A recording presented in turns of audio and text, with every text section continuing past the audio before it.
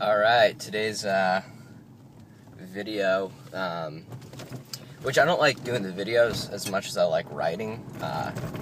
First of all, I think it's not as clear. I don't really get my message across as well. I tend to ramble. I don't really think about or script what I'm going to say.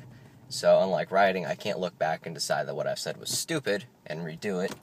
And I don't like the sound of my own voice when I watch these videos, so I never rewatch them. So it's kind of a shit show, whatever you guys get.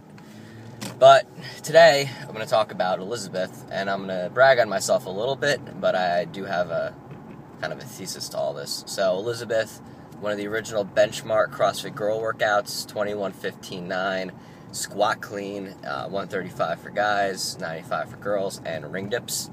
So I did it this morning in 7:30 something. And that was a PR from 9:56 a year ago.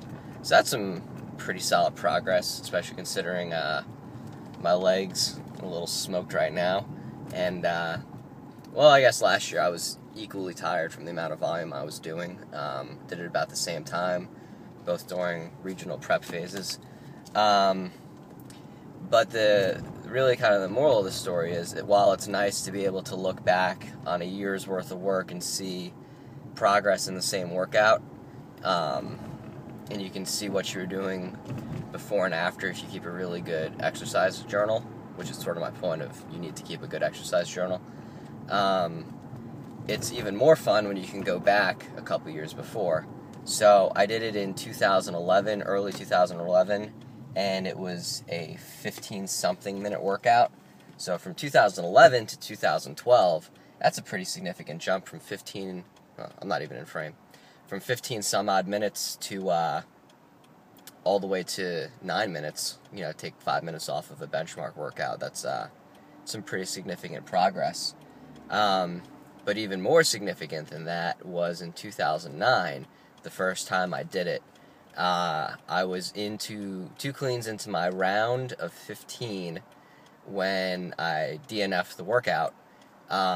Because of incoming mortars. I was in Iraq. We were using kilo plates that were like uneven. One was a circle and one was not hexagon but polygon shaped. Many gons, many angles. So that made it a little difficult. You didn't get the bouncing that you can get from the high temp bumpers. Little things like that. But for the most part, I was barely 135 pounds at the time. The barbell was 135 pounds. My 1 rep max clean at the time was an ugly 140. So when you look at that level of progress, and I don't know what my squat clean Elizabeth scaled up with. Some asshole just tried to cut me off. That's the real life blogging for you. Real-time blogging. Yeah, so I don't know what it would be if I tried to go over 200 pounds for Elizabeth now, but it just kind of shows you how technique is improved to meet my actual strength. It's just kind of cool to be able to look back. So regardless of who you are and what your CrossFit journey is, I know it's intimidating when you start, when you see people who are, you know, knocking out sub-5 Elizabeths or 2-minute Frans and all these other crazy benchmarks and are snatching 300 pounds. But realize pretty much all of them started somewhere too. You know, the top girls in the world, Talena Fortunato, she got 3rd at the games last year, tells about how when she started CrossFit she was doing band pull-ups. And now she's the 3rd fittest woman in the world. Julie Fouché had the same story. You listen to any of the, and guys too, talking about when they first started CrossFit and they were getting smoked by their what now seems to be comparatively easy gymnastics or weightlifting movements.